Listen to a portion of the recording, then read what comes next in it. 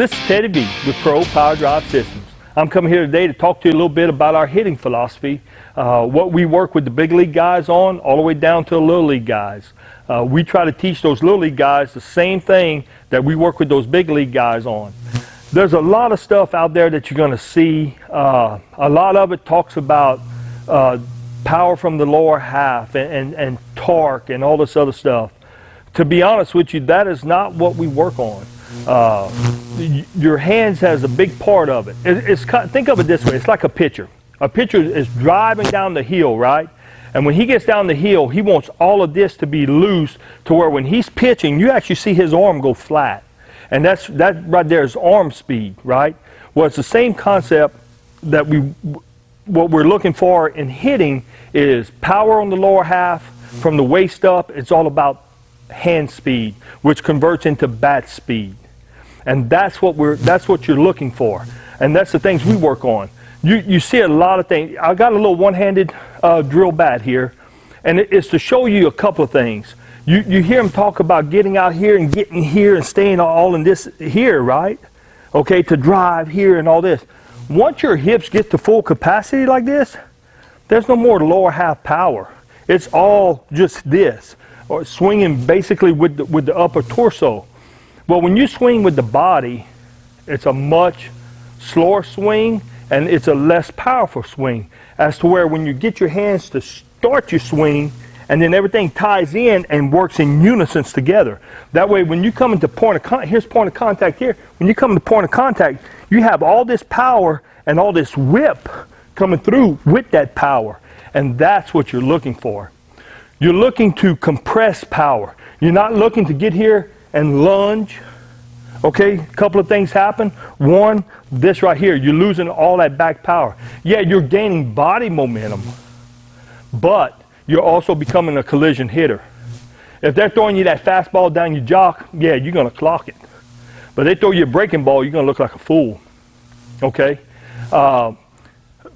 Prime example, look at Bryce Harper. Hit the same way for years, his whole life, right? Lunging at the ball. What happened last year? He got with his hitting coaches and said, hey, I need to become a better hitter, a more consistent hitter, more powerful hitter. What did he do? He changed his hitting. He got here, and he started staying behind that ball and driving the ball with that back power compressing and getting the hands to the ball. And you see what happened, MVP in National League. I mean, it doesn't get any better than that. Chris Davis, prime example of a beautiful swing. How often do you see Chris Davis look like he's just out there chunking his hands at the ball, and the ball just jumps off his back, goes 420 feet? I mean, you see that quite often. And the reason why is because he's compressing that back power, but his hands are starting his swing. He's getting here, and then the hands start. As soon as the hands start, that heel goes down, this heel goes up, and then everything works in unison, coming in to point of contact. Okay? And that's what you want, because when you come in here, you're not spinning off like this. What you're doing here is you have that meat behind your big toe. That right there is what you want to stay on. You don't want to be here. You don't want to be here or any of that. So a lot of times when you roll over, you're going to see a lot of this stuff here. When they just roll over, just twist off the backside, squash the bug. Squashing the bug was something we taught little kids many years ago to do, just to get them to feel the rotation of the hips, to think about the rotation. That's all it was. It wasn't to teach them to sit back there and not have any power.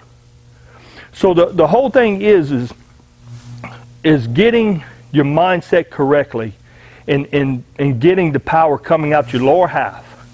Carlos Pena is a good friend of mine, and Carlos ended up getting with a guru one time.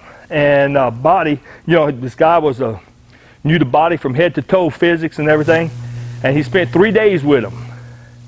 What he got out of it was, when you get into this position here, you're in concrete. Your body, your lower half is a solid foundation. And that's what you want. When you get here, that pitcher could throw his shoe at you. You wouldn't care. Because a great hitter doesn't let a pitcher dictate what he's going to do. Okay? And so that's why when you get into this position here, anything, you're ready for anything coming your way. You're ready for a fastball, you're ready for a breaking ball, you're ready for, change up, anything, curveball, it doesn't matter, slider. You're ready because you're going to be able to see the ball, hit the ball. And the whole thing is, you may see some major league guys do this sometimes, but you know what? It's not on every swing. And I guarantee you, I know the majority of the major league guys that we work with, whenever we talk to them about different things, Big Papi, for instance, when he jacks one, you see him do this. That's for show. Told me personally in the Rangers cage when they came play the Rangers one year, that I told him, I said, why do you kick back like that? He goes, man, that's my show. And that's Papi. That's his showboat right there. And so the thing is what you see on TV, you need to really break it down and understand what it's coming from. It's just like whenever you see Euclid here. Every kid in baseball saw this. But they never did relate. When that ball was getting ready to come, he got here. He got into this load position. That's the constant load position that every hitter gets. And the perfect timing of it is when you're going to get here, boom, there. Where that foot gets down a split second before the ball does. But it has to get down that split second in order to keep constant. Another thing I saw is how I saw a deal where they showed a hitter here, and then when he got down here, he was way down here, and they said, oh, that's what we call short to it. I tell you what, it sounds good, short to it, but I've never seen a major league coach try to teach that, ever, in my years of dealing with them for 9 years. Okay? So the thing is when you get into your load position here, and you get here, your eyes are going to stay the same. You want your eye level to stay the same. You don't want to be moving as the ball's moving. That right there, you got to realize how hard that is. You got a bat, size of the baseball diagonally, and here it's coming, and here's the ball's moving, you're moving, and you're trying to put good wood on it. How are you going to do that? Okay? I see guys, they get here, and they're stepping inward. I mean, really inward, and then the ball's on the inside, and they're casting their hands to try to get it out there. That's not proper, okay? These are some of the negatives that we see, and I just want to point all those out to you because it's not right. It's just like there's stuff out there that teaches you. I even saw a drill where you put a ball under your arm. And to stay connected, that was the key word. There's a thing out there that connects to your back arm, to your bat, that makes you stay like that. Oh, it's to keep you from casting. Yeah, but what is it doing? It's making you become a body hitter, a rotational type hitter. The thing is hitting's not just linear or just rotational. It's a combination of both. You're coming here, you're coming down the ball. When you connect, everything comes in, your bat head levels out, you stay long through the zone, and you're coming through. That's how the swing naturally works. That's the beauty about us, okay? We're not out here shooting from the hip, telling you this, that, and the other.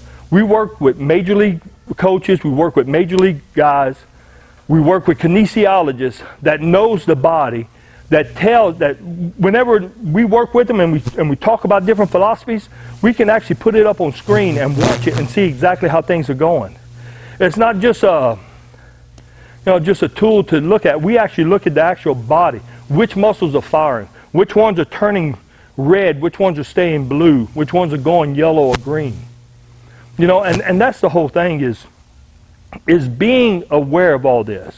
Because there's a lot of stuff out there, and when we designed our equipment in the right way to go with the right hitting. And so that's why we're coming to you today to talk to you about that. Okay, that's all the negatives of it. Now we're going to break it down to the positive.